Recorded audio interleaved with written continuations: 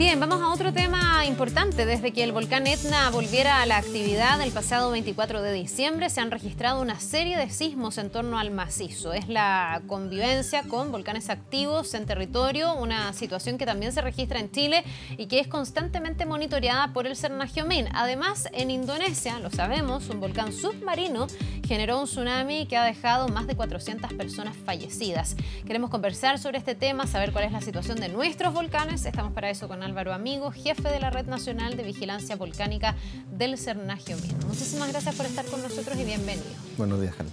A ver, quiero partir por el tema de Indonesia, que ha sido tremendamente impactante. Un tsunami que se genera a raíz de un desprendimiento de tierra de un volcán submarino en este caso, y que no genera alerta, que no tiene como estos sucesivos sismos anteriores y por lo tanto no forma un poco de prevenir. ¿Algo así podría darse en Chile? ¿Tenemos algún volcán de esas características en nuestro país? Bueno, son varios aspectos los que podríamos comentar con respecto a los... Sí. Vamos parte por parte.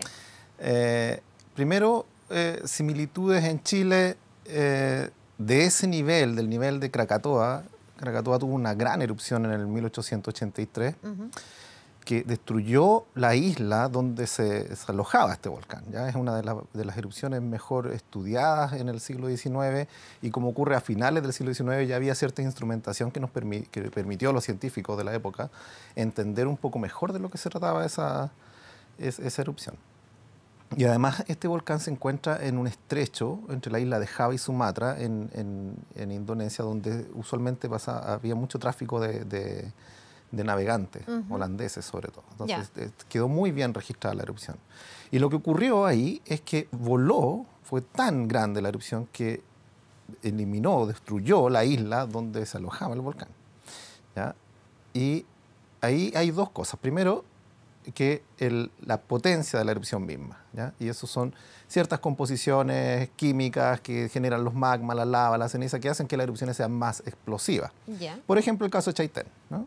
El caso de Chaitén es una erupción sumamente explosiva por la composición que tiene ese magma, y tiene muchos gases alojados, entonces explota y genera estas columnas. Por eso se ve una tremenda fumarola. Esa columna eruptiva se ve a simple vista, digamos, claro, la actividad que está teniendo el volcán. Sí. Justamente. Y además eso se ve empeorado, por decirlo de alguna manera, o aumentado su nivel de explosividad por la interacción que existe entre el magma y el agua.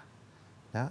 Esa es una combinación muy, muy peligrosa, por decirlo de alguna manera, porque estos magmas, los que están alojados dentro de los volcanes, usualmente tienen temperaturas del orden de 800, 900 grados Celsius. Eso es peligroso, porque el magma sale del volcán, cae al mar, por ejemplo, en el caso de Indonesia, y puede generar un cambio en el nivel y generar un tsunami como el que vimos, o también tiene que ver con la temperatura del agua. Yo me imagino que ahí todo lo que vive, la fauna marina, tiene un problema brutal de subsistencia, porque claro, la temperatura se eleva muchísimo, supongo yo, ¿no? Sí, justamente. Pero ese aumento de temperatura es más bien local, ¿ya? Lo que ocurre en realidad, ¿y por qué es tan peligroso? Porque el agua en contacto con un cuerpo de esta temperatura, de muchas centenas de grados Celsius, se vaporiza, se transforma en gas, pero violentamente, ¿ya? Y eso hace que si el magma, como decía en un principio, si esta composición interna del volcán ya era explosiva de por sí, como el caso de Chaitén,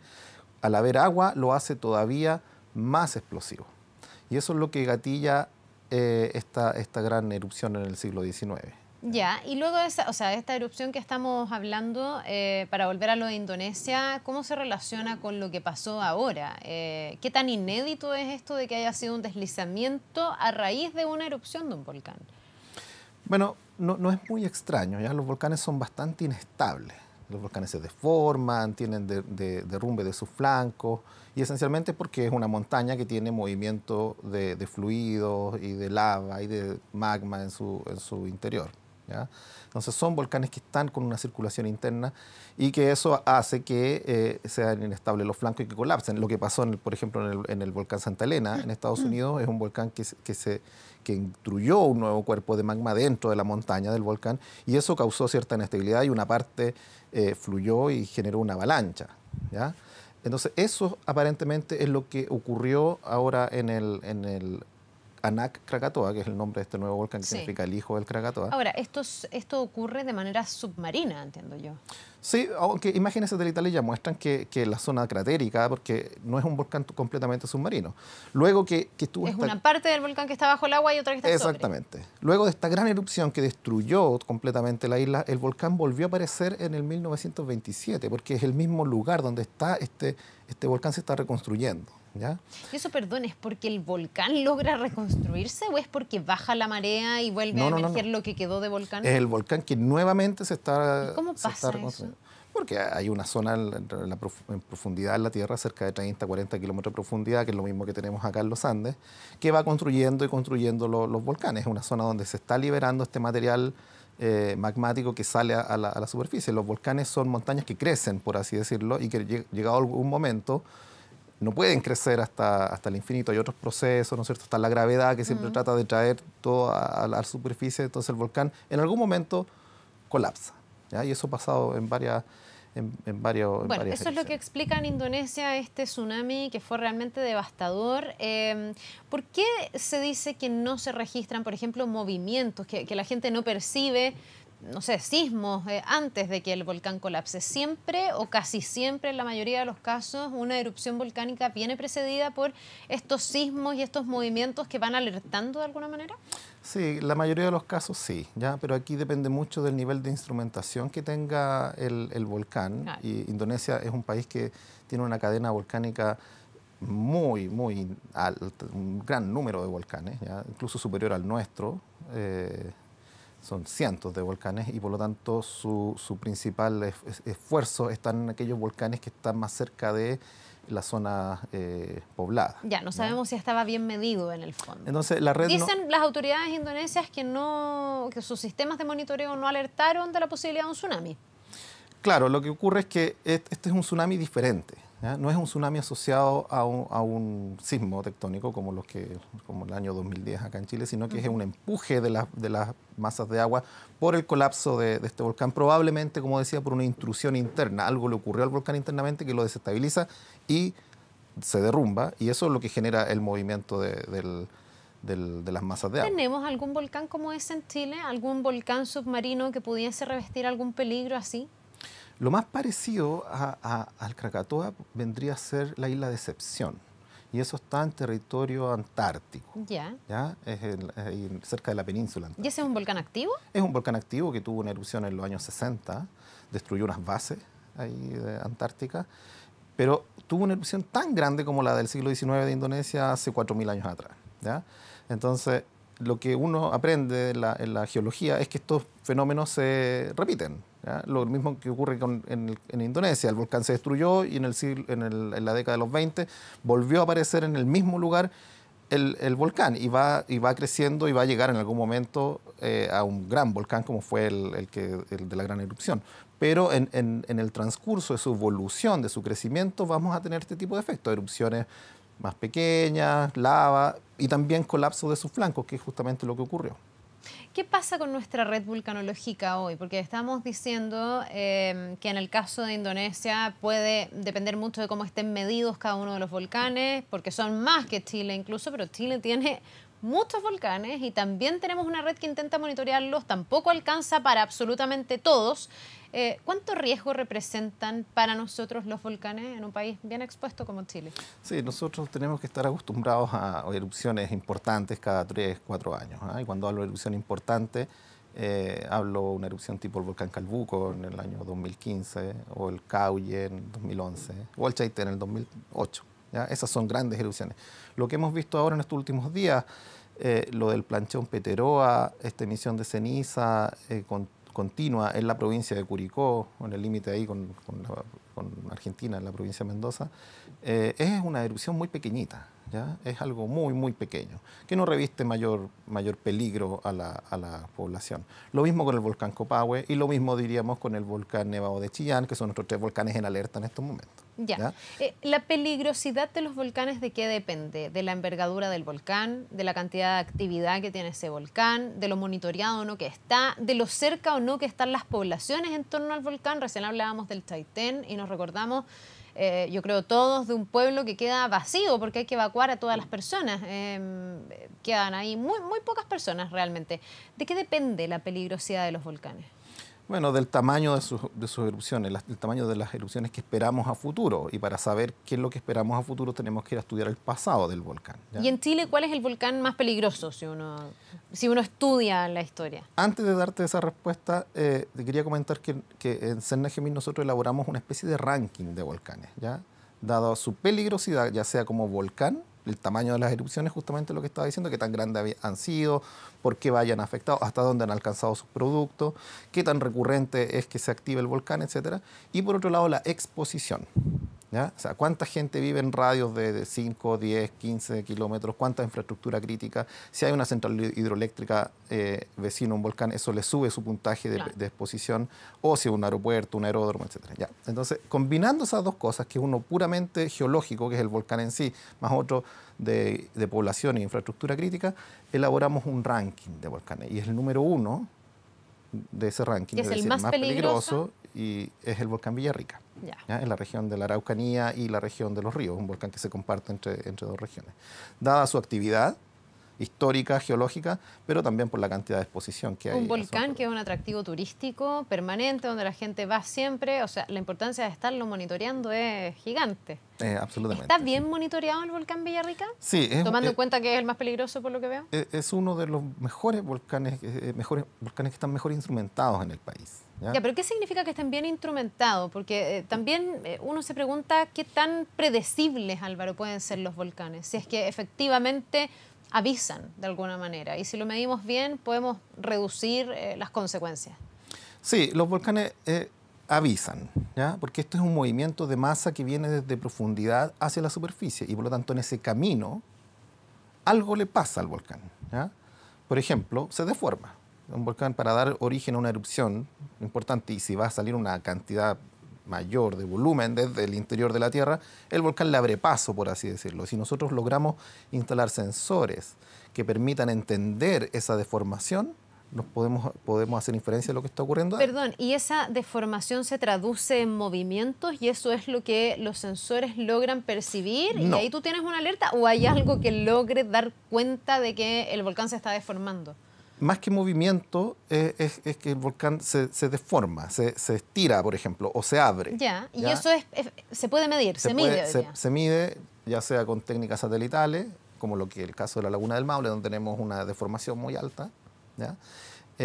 O bien con estos GPS de alta precisión, ¿ya? Entonces, hay una red que rodea el volcán, entonces eso permite saber cómo se están desplazando estos puntos. Ya, pero eso nos da cuánto tiempo de reacción, o sea, ¿cuánto pasa para que un volcán que está aparentemente tranquilo se desate a una alerta roja, haya que evacuar a la gente y que efectivamente haya una erupción? ¿Cuánto tiempo dan? Bueno, eso es variable, ¿ya? Nosotros hasta el 2015, es decir, hasta la erupción del volcán Calbuco, habíamos tenido muy buena experiencia con algunos días de anticipación, ¿ya? Que nos permitía alertar al sistema de protección civil, que este sistema que coordina ONEMI, se tomaban decisiones en conjunto con la autoridad civil. Realmente con algunos días se pueden tomar decisiones, informar a la población, por supuesto. Ya. Pero el volcán Calbuco nos demostró que los volcanes son mucho más complejos de lo que nosotros creemos en la naturaleza. Y en la naturaleza, si bien nosotros tenemos algunos sensores, ya sea de deformación, como decía, o de sismicidad, o de composición de gases, o de temperatura, aún así el caso del volcán Calbuco nos dio muy pocas señales y por lo tanto hay que reconocerlo, en ese evento no fuimos capaces de dar una alerta, ¿ya? No porque no tuviésemos instrumentado el volcán, sino que porque el proceso que gatilló la erupción fue muy rápido. Ahí se saltó de verde a roja. Sí, es que es lo que no debiera ocurrir, porque nosotros tenemos los 4 niveles de alerta que va escalando y en este caso es un volcán que hace erupción en verde. Ahora, ya, pero eso obedece a que el volcán hizo su proceso demasiado rápido. Exactamente. Ahora, el 2014, o sea, un año antes del 2015, ocurrió algo similar en Japón, ¿ya? En el volcán Ontake, y ahí además el volcán Ontake es un santuario y por lo tanto tuvo una erupción con muchas personas en la cima y por lo tanto causó la muerte de más de 60 personas, ¿ya? Y en Japón es un país tan volcánico y tan sísmico como Chile, como Indonesia, Están todos en esta cintura, este anillo En el del cinturón Pacífico. del fuego del Pacífico. Entonces, en Japón, que es el país probablemente más tecnológico, donde se prueban nuevas tecnologías para instrumentar volcanes, aún así ocurrió una erupción que costó más de 60 víctimas fatales. Por lo tanto, es un llamado a la humildad como ser humano, diría yo. Uno puede hacer todos los esfuerzos, tratar de dar alertas tempranas y eso en el 90-95% de las veces va a ocurrir, pero hay un porcentaje de fenómenos y de procesos que no vamos a poder Y en detectar. ese margen puede pasar también que haya volcanes que hoy día no se monitorean porque se piensa que están tranquilos, dormidos y que de pronto se reactiven. ¿Cuándo uno puede declarar un volcán como inactivo por siempre jamás o siempre está la posibilidad de que se vuelva a activar? Bueno, en escala geológica, ya hablando de cientos de miles de años, es muy probable que un volcán, si no tiene actividad en los últimos cientos de miles de años o millones de años, probablemente no se va a activar nuevamente. Y eso es el... Ese volcán está como muerto, digamos. Claro, que el caso de los cerros que tenemos aquí en la región metropolitana, estos cerros isla, el San Cristóbal, Santa Lucía, que son productos volcánicos, ¿ya? Son lavas y cenizas, etcétera. Uno encuentra productos volcánicos en estos cerros. Ahora, esos fueron volcanes hace millones de años atrás, pero ya no lo son, porque los volcanes ahora se encuentran en el límite con Argentina, acá en la región, entonces es otra historia, ¿ya? Pero en escala de 10.000, 15.000 años sí pueden haber reactivaciones. Entonces nuestro desafío es ir a entender aquellos volcanes que han tenido alguna actividad en los últimos miles de años, pero que no han tenido actividad histórica. ¿Se sabe ¿Ya? por qué un volcán es más activo que otro? Estoy pensando en el volcán Etna, que ha entrado también en una fase eruptiva en Italia. Tiene muy complicada a la localidad donde está, dentro de Sicilia, aeropuertos que están restringidos, porque tiene muchas cenizas, una gran fumarola.